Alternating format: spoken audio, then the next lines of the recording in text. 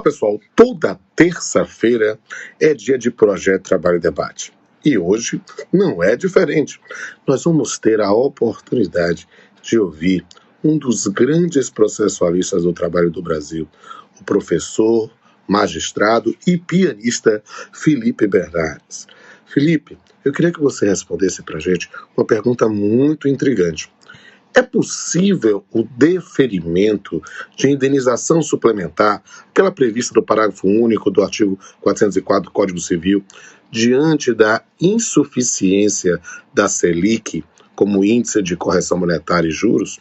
Essa é uma questão extremamente importante e atual, principalmente por causa da decisão do Supremo Tribunal Federal sobre o tema. E aí há várias questões que podem ser suscitadas também, se isso pode ser de ofício, se é provocação da parte. Olha, e vocês vão ter... Olá, amigas e amigos do Projeto Trabalho em Debate, esse projeto coordenado pelos queridos professores Rodolfo Pamplona, Danilo Gaspar e Yuri Pinheiro. Eu sou Felipe Bernardes e hoje eu vou responder a pergunta que me foi feita com relação à possibilidade de deferimento da indenização suplementar prevista no artigo 404, parágrafo único do Código Civil, em função da insuficiência ou de uma possível insuficiência dos juros de mora e da correção monetária no processo do trabalho. Essa questão nos remete, claro, à decisão recente do Supremo, todo mundo já conhece, da ADC 58, ADC 59, decisão essa que fixou a Selic como índice que vai englobar tanto os juros de mora quanto a correção monetária no processo do trabalho. A taxa Selic, meus amigos, a gente sabe que ela está atualmente na sua mínima histórica, ela está fixada atualmente em 2% ao ano, e esse percentual de 2% ao ano, claro, esse percentual ele não cobre nem a inflação do período. Se a gente pegar, por exemplo, a inflação do ano de 2020, do ano passado, em 2020 a inflação o IPCA ele fechou em 4,52%, ao passo que a Selic 2%. Isso quer dizer que um processo trabalhista que tenha tramitado durante todo o ano de 2020, isso significa que o credor, no caso o trabalhador, quase sempre, o credor ele tem uma perda real de 2,52% ao ano. O poder de compra da moeda, claro, é corroído pela inflação, Então o índice de atualização que foi eleito, a Selic, não cobre nem a inflação do período.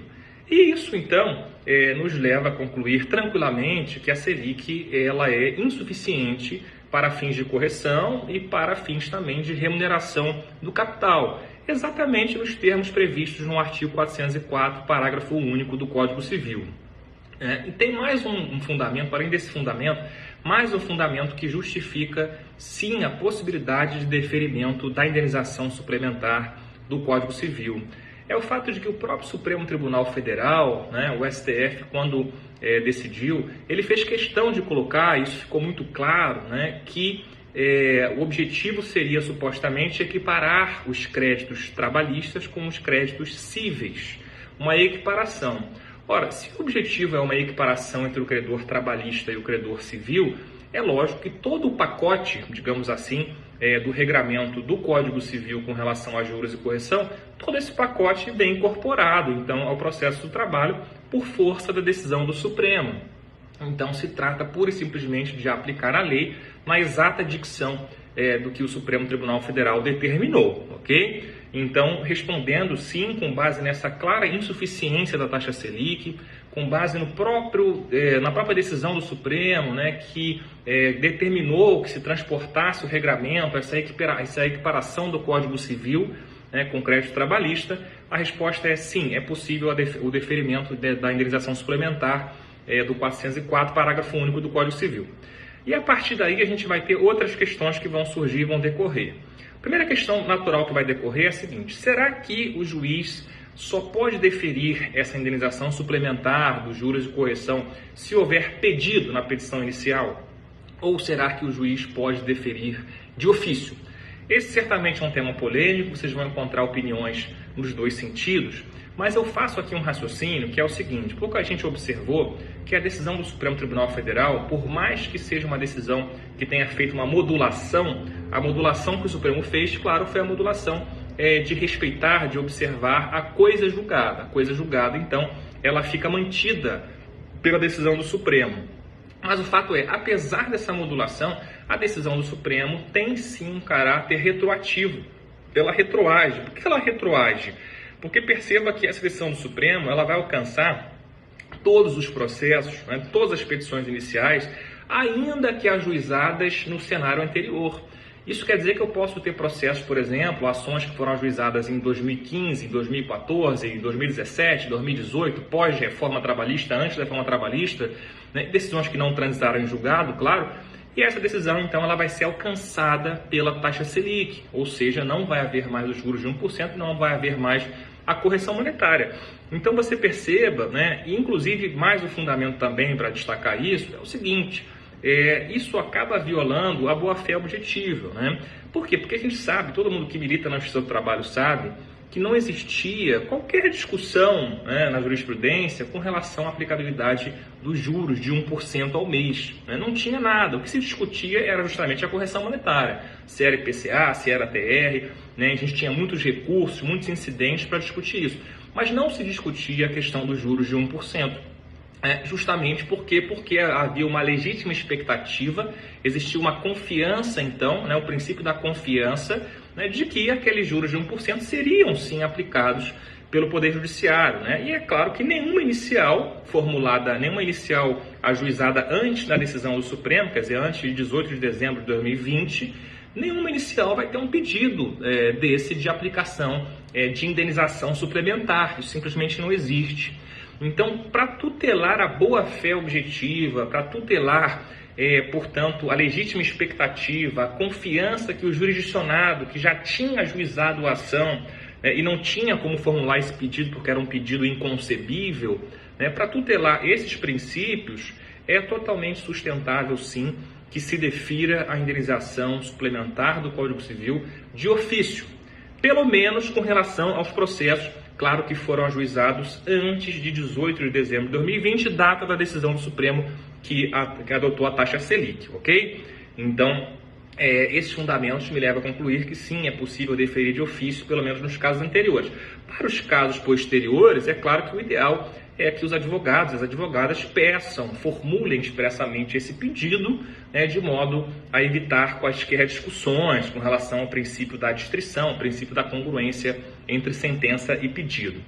Muito bem, tá? Outro aspecto que eu quero responder, então, fixado que é possível sim o deferimento da indenização suplementar, é possível de ofício, inclusive nos casos anteriores, principalmente nos casos anteriores à decisão do Supremo, tem mais um ponto que intriga muita gente, né, e está gerando muita discussão, e eu vou apresentar aqui a minha visão, a minha sugestão. É mais um tema polêmico, claro, um tema novo, que é justamente com relação a qual vai ser o critério, né, qual vai ser o valor que o juiz tem que deferir, né, o percentual que o juiz tem que deferir a título de indenização suplementar. Eu tenho visto alguns colegas, alguns estudiosos, sustentando que seria justamente a aplicação dos juros de 1% mais o IPCA, a diferença para que se alcançasse isso. Eu não concordo com essa solução, né? Não concordo com essa solução, porque é uma solução que parece sim afrontar a decisão do Supremo.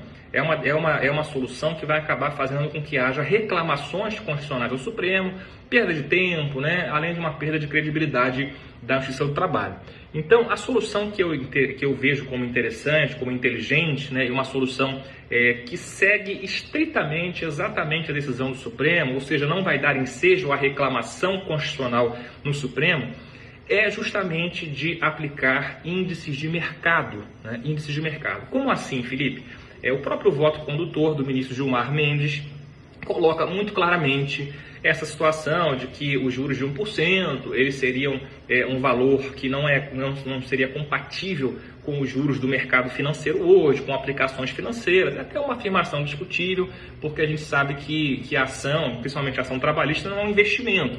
Mas tudo bem, tomando como premissa então que o objetivo é equiparar com a taxa de mercado, tentar trazer uma lógica de mercado para a correção e para os juros de mora do crédito trabalhista, né? Então, a gente tem que fazer o seguinte raciocínio: se o trabalhador, se o credor tivesse esse valor para receber hoje, por exemplo, né? E se ele aplicasse esse valor que foi inadimplido, os salários, o 13º, o fundo de garantia, se ele aplicasse esse valor no mercado financeiro, uma aplicação, digamos, conservadora, né? Qual seria o rendimento que ele teria a partir dali, né? E a gente pode ver, hoje em dia, é claro que o mercado oscila muito, mas hoje, por exemplo, é fácil que a pessoa consiga uma aplicação, um CDB, por exemplo, que fixe, digamos, IPCA mais 4% ao ano, IPCAE mais 4% de juros ao ano.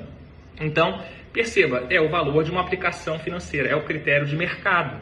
Então, se o credor conseguir comprovar, né, tanto na fase de conhecimento quanto eventualmente na liquidação, que aquele capital que foi subtraído, quer dizer, o valor da dívida trabalhista, aplicado no mercado financeiro numa aplicação conservadora, de baixo risco, um CDB, um tesouro direto, por exemplo, né? Aplicado, ele renderia, por exemplo, IPCA mais 4% ao ano, o juiz sim poderia usar esse critério para fixar o percentual, esse percentual. Então, a diferença entre esse rendimento e a taxa Selic, atualmente em 2% ao ano, essa diferença seria justamente o valor que o juiz poderia deferir a título de indenização suplementar e, é claro, volto a dizer, né, seguindo perfeitamente a decisão do Supremo, né, e cumprindo estritamente o que determina a lei, tá? Sem nenhuma dose de ativismo, sem nenhuma dose de descumprimento da decisão do Supremo. Pelo contrário, se trata aqui de aplicar perfeitamente, aplicar de forma justa aquilo que está no ordenamento jurídico e aquilo que está na decisão do Supremo, ok? Então é isso, gente. Sigam todos os professores do Trabalho em Debate. É um prazer, uma honra participar desse projeto. E a gente se encontra muito em breve, se Deus quiser. Grande abraço.